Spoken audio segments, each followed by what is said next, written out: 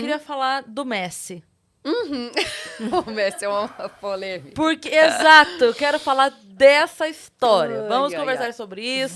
Vamos. Teve uma época que se divulgou nas mídias que o Messi, de fato, tinha assumido um autismo de alto funcionamento. Se a gente for analisar um pouco e olhar um pouco para ele, ele é um cara mais reservado, que tem pouca comunicação social, pouca reciprocidade. Ele não interage tanto, né? Ele não fala tanto.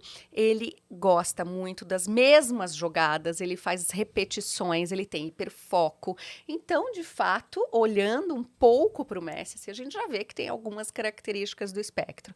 Mais recentemente, de tanto se falar sobre isso, a equipe dele veio a público dizer que não era autista. Então, agora o que a gente tem da parte dele é um não, mas da parte profissional, olha, eu tô vendo várias coisas ali. Se encaixaria. Sim, e se Entendi. encaixaria no espectro. Então, desconsiderando o fato dele ter ou não, mas a Aham. questão do hiperfoco, por exemplo, pode ser algo positivo profissionalmente para a pessoa?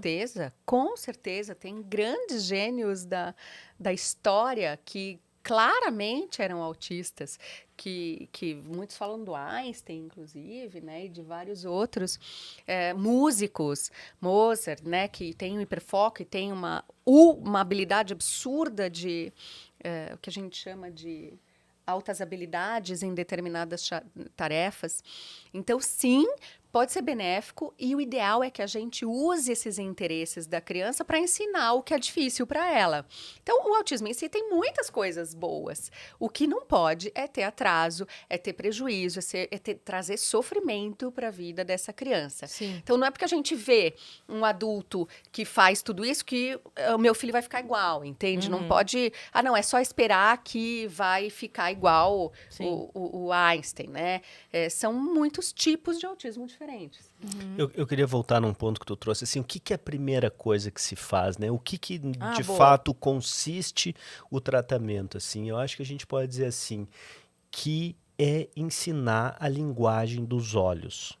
É ensinar a criança a captar o que significam os gestos que a gente expressa. Porque, assim, por isso que aquilo que a Maíra estava falando do cérebro social, dos genes que regulam esse cérebro social, nós, os humoristas, então, nem falar, são capazes de decodificar microexpressões faciais, microcomportamentos do corpo e saber o que aquilo significa, mesmo que aquilo não seja intencional. Então, essa nossa capacidade de ler o corpo, de ler o rosto e principalmente a expressão dos olhos, que tem 32 músculos involuntários ali, nos dá uma capacidade muito grande de comunicação social. E nesse ponto específico, isso une todos os autistas, o leve, o moderado e o grave, eles não têm essa habilidade de forma automática, não tem isso de pré-pronto. Então a gente precisa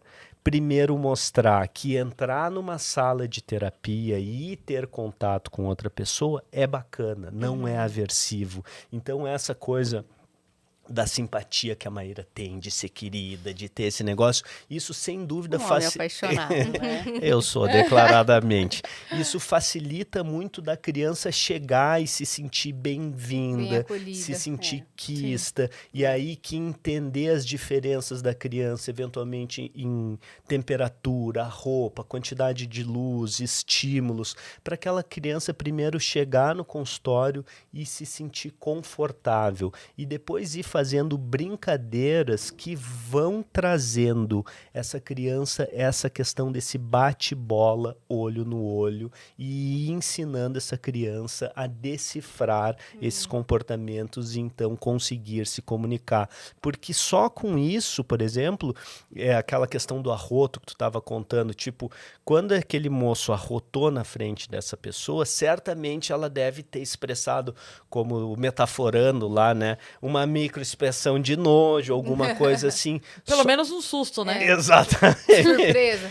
Só que pro cara que é Asperger, isso passa batido.